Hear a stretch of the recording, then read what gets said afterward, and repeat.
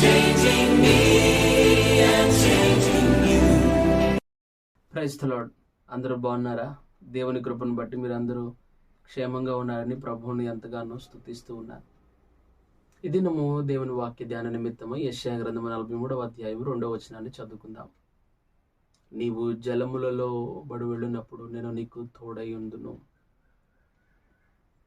వాక్యం వింటున్న నా జీవితాల్లో మనము జలములలో దాటి వెళ్ళినప్పుడు దేవుడు మనకు తోడుగా ఉంటాడని వాగ్దానం ఇస్తున్నాడు. ప్రియులారా, బైబిల్ గ్రంథంలో ఎన్నో ఉదంతాలు, ఎన్నో చరిత్రను మనం గమనిస్తున్నాం, ఎన్నో సంఘటనలు ఉన్నాయి. ప్రియులారా, ఇశ్రాయేలు ప్రజలు మొదలుకొని అనేక సందర్భాల్లో, అనేక ఆపదల్లో భక్తుల్లో దేవుడు ఎంతగానో ఆదరించారు, తోడుగా ఉన్నారు. ఇశ్రాయేలు ప్రజల జీవితాల్లో కూడా ఎర్ర సముద్రాన్ని దాటవలసి వచ్చినప్పుడు దేవుడు వారికి తోడుగా ఉన్నాడు. ఏ విధంగా అంటే పగలు మేఘ స్తంభముగాను, రాత్రి అగ్ని స్తంభంగా దేవుడు వారికి తోడుగా ఉన్నాడు. అంత మాత్రమే కాదు, ఆ ఎర్ర సముద్రం గుండా వెళుతున్నప్పుడు ముందేమో షకీన మేఘ మహిమ, వెనకాలేమో ఒక నల్లటి మేఘము ఇశ్రాయేలీలకు ఐగుప్తీయులకు మధ్య అగాధాన్ని కలగచేసింది. ఆ అట్టి అగాధంలోనే వారు ఇశ్రాయేలీలను చంపలేకపోయారు. దేవుడు జలములలో బడి వెళ్ళినప్పుడు ఆయన మనకు తోడుగా ఉంటాడు. ఇశ్రాయేలు ప్రజలకు తోడుగా ఉన్నాడు.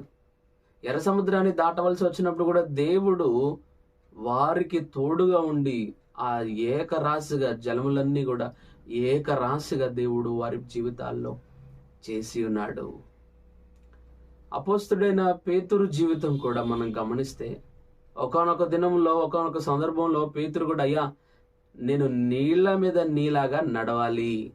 యేసుక్రీస్తు ప్రభువారి శిష్యుల దగ్గరకు ఆయన ముందుగా శిష్యులను పంపించి తర్వాత ఆయన సముద్రం మీద నడుచుకుంటూ వస్తున్నప్పుడు పేతురు వాళ్ళందరూ చూసి బోతం అని భయపడ్డారు. దగ్గర రాగానే ప్రభువుని ఎరిగి ఆ తుఫానును గద్దించిన తర్వాత పేతురు అంటాడు, అయ్యా నేను కూడా నీలాగా నీళ్ళ మీద నడవాలి. దేవుడు అన్నారు, విశ్వాసంతో అడుగులు వేయి అన్నప్పుడు పేతురు మొదటి 2 అడుగులు విశ్వాసంతో వేశాడు. కానీ ఎప్పుడైతే ప్రభువు మీద తన దృష్టి కాక చుట్టూ ఉన్న గాలి మీద దృష్టిని పెట్టాడో అప్పుడు మునిగిపోతూ వచ్చినట్లుగా మనం గమనిస్తున్నాం. దేవుని వాగ్దానం ఏంటంటే, నువ్వు జలములలో వెళ్ళినప్పుడు నేను నీకు తోడై ఉన్నాను. పేతురుకు దేవుడు తోడుగా ఉన్నాడు, మునిగిపోకుండా ఆయన లేవనెత్తి ఉన్నాడు. ఇశ్రాయేలీలకు దేవుడు తోడుగా ఉన్నాడు, ఎర్ర సముద్రాన్ని దాటారు, యోర్దానును దాటారు. ఒకానొక సందర్భంలో యేసుక్రీస్తు ప్రభు వారి శిష్యులను ముందుగా పంపి ఆయన వెళ్ళబోతున్న ఆ ప్రాంతాలకు తర్వాత వారి మధ్య వెళుతూ ఉంటుండగా యోహాను సువార్త 6వ అధ్యాయంలో మనం గమనిస్తూ ఉంటాం. ఆ రాత్రి గలిలయ సముద్రంలో వారి ప్రయాణం చాలా కష్టతరంగా ఉండింది. ప్రియులారా, వారు ఆ రాత్రంతా ప్రయాసపడి వేకువజాముకి వారు ఎంత దూరం ప్రయాణించారంటే కేవలం 2 కోసుల దూరము మాత్రమే. ప్రొఫెషనల్ సెయిలర్స్ వాళ్ళంతా చేపలు పట్టేవాళ్ళు. సముద్రం మీదనే వారి జీవితం అంతా ఉంటది. కానీ ఆ రాత్రి ఆ దోణె, ఆ ప్రయాణం అంతా చాలా కష్టతరంగా ఉండింది. జలములలో బడి వెళ్ళినప్పుడు నేను నీకు తోడయ్యుందును. కష్టంగా వారు అనుకున్న గమ్యానికి చేరలేక ఆ జలముల్లోనే కష్టపడుతున్నారు. ఎప్పుడైతే ప్రభువును వారు చేర్చుకున్నారో 18వ వచనంలో వెంటనే వారు వెళ్ళవలసిన ఆ స్థానానికి ఆ దోణె వెళ్ళినట్లుగా మనం గమనిస్తున్నాం. నీ జీవితంలో కూడా నీకు వస్తున్న శ్రమలు, ఇరుకులు, ఇబ్బందులు, కష్టాలు, వేదన, బాధన, రోగాలు అవన్నీ నేను విస్తార జలములో నిన్ను కప్పేసినాయేమో. Don't fear my friend, there is a God for you. విస్తార జల ప్రవాహములు నీ మీద పొరలి వచ్చినను దేవుడు నీకు తోడుగా ఉంటాడు. ఆయన నన్ను విడిచిపెట్టాడు. నీకున్న పరిస్థితులు ఏమైనా సరే, నీకున్న స్థితిగతులు ఎన్నున్నా సరే, పేతురుని విడిచిపెట్టాడా ప్రభు మునిగిపోతుండగా? లేదా? శిష్యులు ఎంతో కష్టపడుతూ ప్రయాణాన్ని సాగిస్తున్నారు, విడిచిపెట్టాడా ప్రభు? లేదు. అపోస్తుల కాలం 27వ అధ్యాయం మొత్తం పౌలు జీవితం సముద్రంలో చిక్కుబడిపోయింది. ఉపవాసం ఉండి ప్రార్థన చేస్తున్నాడు, విడిచిపెట్టలేదు. పౌలును సజీవులుగా ఉంచి ఉన్నాడు.